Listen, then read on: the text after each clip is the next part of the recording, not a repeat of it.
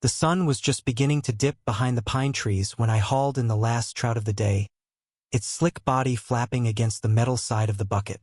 I was looking forward to a quiet evening firewood, a skillet, and maybe a bit of music.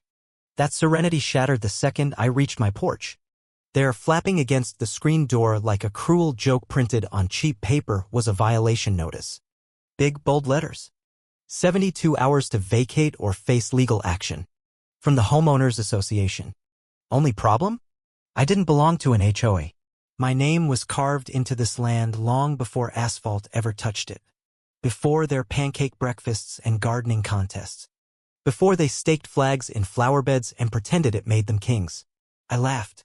Not because it was funny, but because it was absurd. The kind of surreal that made you wonder if someone slipped something into your coffee. Maybe a mix-up. A bureaucratic mess-up. Maybe someone thought I was squatting. Until I saw the signature. Riley Vale, HOA president.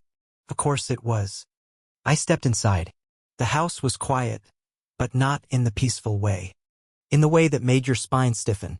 That made your instincts scream before your brain had caught up. The air smelled too clean. Lemon cleaner and something else, like someone had wiped away more than dust. No clutter. No signs of struggle. Just the eerie neatness of absence.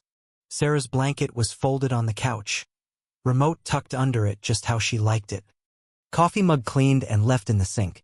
Her phone sat on the counter, wiped and factory reset. A single missed call from me. That was it. Her keys were still in the bowl by the door. But her wedding ring? Left neatly on the table. Not tossed. Not dropped. Left. She never took it off. Not even when she broke her wrist during that rock-climbing fall in Utah. She slipped it onto her other hand, grinning through the pain. Doesn't feel like my hand without it, she said. So if it was here, still warm from her skin, she left it on purpose. For me. Either a message or a warning. The bathroom trash held the box from a pregnancy test. One was missing. My stomach didn't drop. It locked. Froze. My breath hitched. She hadn't told me yet. Which meant she hadn't gotten the chance. Which meant someone stole it at moment, that choice from her. On the bathroom counter, a candle still burned. Vanilla cedar. Her favorite. We never left candles unattended. Not after the kitchen towel incident back at Fort Carson. That candle was her flair. I didn't leave willingly. I left a trail. I moved like I had in Kandahar. Quiet. Efficient. Calculating. In the garage behind the breaker panel. Steel lockbox. Print lock to me. Inside, a Glock, burner phone, flash drive, and our coin. The challenge coin we earned running that tunnel course in Panama. Sarah once said it was the only piece of metal that ever mattered. The drawer under the kitchen sink had a false bottom. Inside, backup ID, gloves, box cutter. Tools of the trade. I was moving. Not grieving. On the porch, the HOA slip was still taped to the door, precisely centered. I peeled it off slowly, folded it like a debt I planned to collect. They thought they could erase her. Thought silence meant surrender.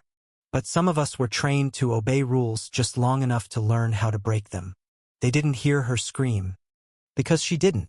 She lit a candle. That was her scream. Her call. And I was answering. My auxiliary feed was dead. Footage gone. Cable severed cleanly. Not a rodent. Not decay. A professional. But they missed one thing, ghost cache. 30 seconds of residual footage. 1 frame per second. No sound. Just Sarah, phone in hand, calm. She turned to the camera. No fear. No tears. Just a look. Not a goodbye. A mark. I called Grant. He picked up mid-yawn. This a pajama problem or a bolt cutter problem? Both. Got it. Bringing the good thermos. Grant lived in a fortified goat farm disguised as an off-grid surveillance nest. Solar panels, chicken drones, 1 angry rooster, and more monitors than the Pentagon. When I pulled up, he was outside with a tablet and a mug that read, "Privacy is patriotism." "Tell me this is about Riley Vale," he said. I handed him the flash drive. He plugged it in, watched. When the clip ended, he nodded. She knew. She lit that candle after they came. He typed furiously. They rerouted her phone signal into an internal HOA server cluster. Riley wasn't just watching you. She'd been tracking you for months. Why? He tapped the screen. Digital dragnet. Military grade. I used to build this stuff in Iraq. This is local. And that's what makes it worse. We were interrupted by tires crunching gravel. Nathan stepped out of his truck. Still in Sheriff Brown. Still haunted. I shouldn't be here. Then you're still human, I said. He saw the footage. His face went pale. Riley wouldn't authorize this. Grant shook his head. She didn't authorize it. She built it. Nathan pointed to a hidden location.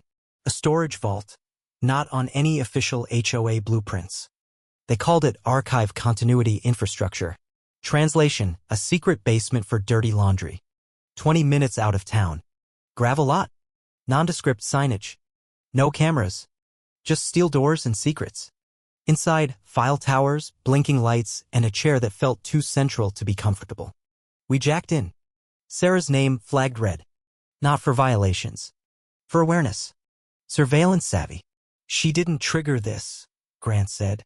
They framed her afterward. Made her look dangerous. Why? Because she noticed. Car pulled up outside. Black SUV. Riley stepped out all blazer and fake kindness. Like she was welcoming us to a PTA fundraiser. I stepped out, shut the door behind me. Mr. Keen, she said with her practiced warmth. Busy day. I didn't reply.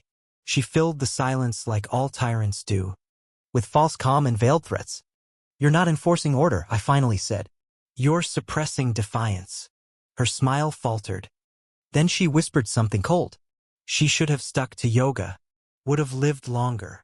My heart rate didn't spike. It slowed. Combat slow. You erased her, I said. No, she replied. We corrected a pattern. I leaned in. You think this is about porch lights and bylaws? This is about domination. She chuckled. You think you're at war. You're not. War's end. This is management. You built a system, and I'm going to dismantle it. She didn't flinch, but she did leave a final word. You should check on Grant. I ran. By the time I reached his compound, it was gutted. Empty screens. Disconnected cables.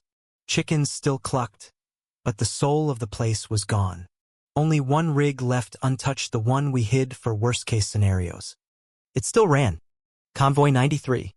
Not footage. A decoy. A ghost operation. Meant to distract. Sarah wasn't on it. But she left clues. Hidden in the accelerometer data from her watch.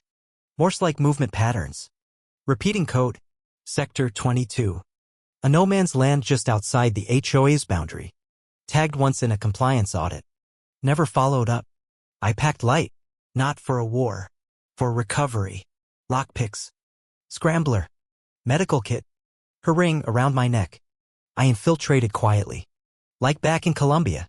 East side ditch. No noise. Thermal drones avoided. Breach silent. Inside I found her. Strapped to a frame. Barely conscious. But alive. And hidden under gauze on her shoulder. A note. Not just Riley. They were moving her. Prepping for something bigger. And I wasn't going to let it happen. There's more. Much more. But I can keep going if you want the next part.